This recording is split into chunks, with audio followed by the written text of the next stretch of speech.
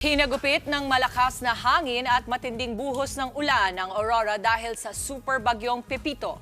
Naglandfall ito kahapon sa bayan ng Dipakulaw. Para sa update mula sa Aurora, nasa frontline na balitang yan si Gary De Leon. Gary, good morning kapatid. Kumusta ang Aurora ngayon matapos ang pananalasa ng super bagyong Pepito?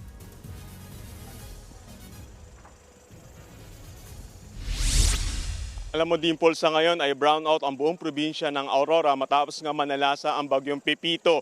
Wala ring madaanan mga kalsada dahil na rin sa mga nabuwal na poste at mga puno. Parang nayayanig ang buong paligid sa lakas ng hangin sa Dipakulaw, Aurora. Dahil yan sa hagupit ng bagyong Pepito, ang bubong na ito liliparin na. Bukod sa hangin, malalakas din ang ulan sa Aurora. Ilang bahagi nito ang nasa signal number 5. Sa resort na ito sa Baler, kita ang malalakas na hampas ng alon. Agad ipinag-utos ng Provincial Disaster Risk Reduction and Management Office ang forced evacuation sa mga coastal barangay. 7 munisipyo ng Aurora ang nagpatupad niyan. Nasa 14,000 na pamilya ang lumikas. Kami, nakamonitor na kami noon. Kasi siguro mostly mga 95% siguro na evacuate na. Bawal din muna ang turista sa Aurora. Sa barangay Buhangin sa Baler, pinaalis na ang lahat ng residente, maging ang mga bantay ng mga resort dahil sa banta ng storm surge at pagbaha. Baka po maabutan kami daluyong ay. Baka ho yung alon sumampa ho dito sa amin, kaya ho babalik na ho kami sa mga bahay namin dito sa Sabang. Agad ding nagpadala ng bako para hukahin ng buhangin na magsisilbing daanan ng tubig ng Paddock River patungo sa dagat.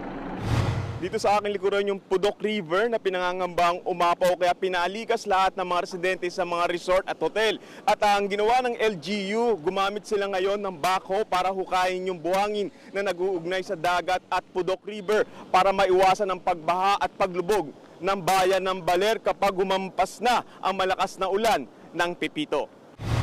Lalo pang lumakas ang pananalasa ng bagyo, bawat daanan may iniwang mga nabuwal na puno at mga bahay.